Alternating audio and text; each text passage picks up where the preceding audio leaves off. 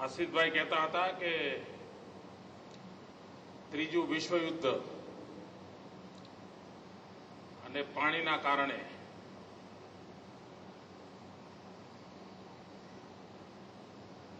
મને વિશ્વાસ છે કે પાણી માટેની જો માળખાકીય સુવિધાઓ વ્યવસ્થિત થશે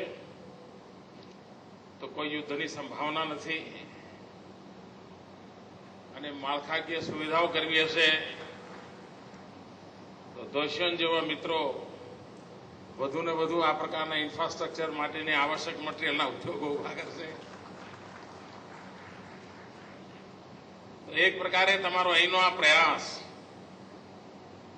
તમને જે સંભાવના લાગે છે કે પાણીના કારણે યુદ્ધ એને રોકનારું કામ છે, એને અટકાવનારું કામ છે. મિત્રો, ગુજરાત કઈ ઝડપે પ્રગતિ કરી શકે છે એનું ઉદાહરણ અવારનવાર જોવા મળે છે.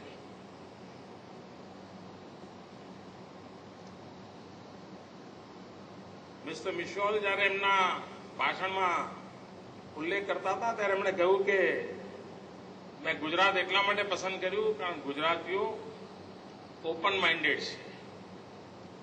ગુજરાતીઓ ઓપન માઇન્ડેડ છે એવું નહીં, ઓપન પોકેટ વાળા પણ છે.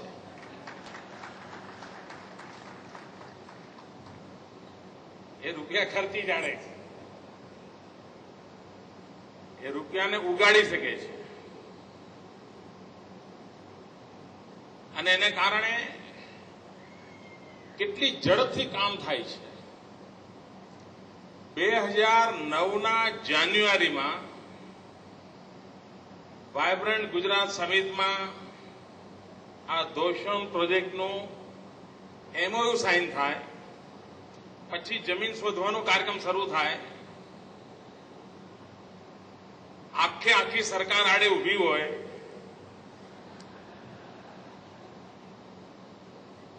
અને તેમ છતાંય માત્ર 9 મહિનામાં 150 કરોડ રૂપિયા જેટલા મૂડીરોકાણ સાથે એક કંપની ઉદ્યોગ ગૃહ ઊભું થઈ જાય, પ્રોડક્શનમાં જાય, એનું ઉદ્ઘાટન થઈ જાય. આ ઘટના નાની નથી મિત્રો.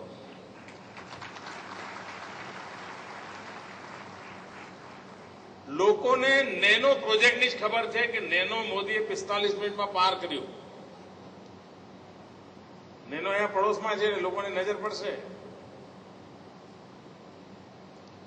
પણ નેનોની સાથે કેટલાક વિવાદ જોડાયેલા હતા, એના કારણે દેશ અને દુનિયાને ખબર પડી કે ગુજરાત આટલી ઝડપે કામ કરે છે.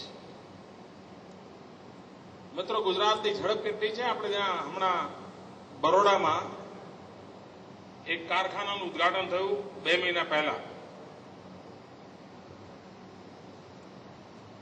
18 મહિના પહેલા એ કંપની સાથે મીટિંગ થઈ. એમને ભરોસો પડ્યો કે ભાઈ આ ગુજરાતમાં કામ કરવા જેવું છે. એમણે વડોદરામાં જમીન શોધી, એકાદ મહિનાના ટૂંકા ગાળામાં જમીન પસંદ થઈ, જમીન અપાઈ ગઈ, કામ શરૂ થયું અને 13 મહિનાની અંદર એ કારખાનાના બાંધકામનું કામ પૂરું થઈ ગયું અને 18 મહિનાની અંદર એ કારખાનું ઉત્પાદનમાં આવ્યું. મિત્રો, અહીં બેઠેલા લોકો અનુમાન કરી શકે છે કે તમને તમારો પોતાનો બંગલો બનાવવાનો હોય, પત્ની સિવાય તમારે કોઈને પૂછવાનું ના હોય,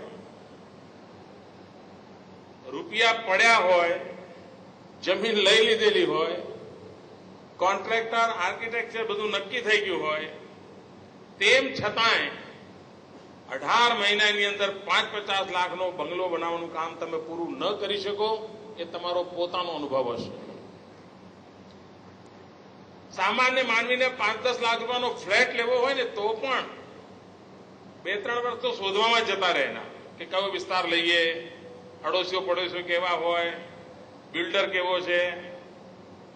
આપ કલ્પના કરો મિત્રો, જ્યારે પોતાના વ્યક્તિગત જીવનના અનુભવનો વિચાર કરીને તુલના કરીએ તો એક કંપની 18 મહિનામાં ઉત્પાદનમાં જાય અને ઉત્પાદન પણ સામાન્ય નહીં.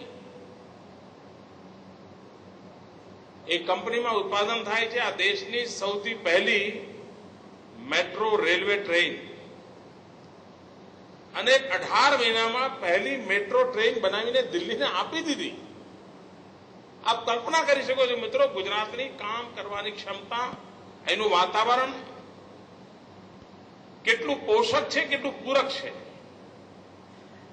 હમણાં હું 15-20 દિવસ પહેલા બરોડા ગયો. ત્યાં પણ એક કેમિકલ ઇન્ડસ્ટ્રીનું ઉદઘાટન હતું. 2009ના જાન્યુઆરીમાં એમનો MOU થયા હતા અને 7 જ મહિનામાં કામ પૂરું કરીને એ પોતાનું પ્રોડક્શન વિદેશોમાં મોકલવાનું શરૂઆત કરી દીધી હતી. ગુજરાત એના ઔદ્યોગિક ક્ષેત્રમાં વિકાસ માટેની એક હથોટી આવી ગઈ છે.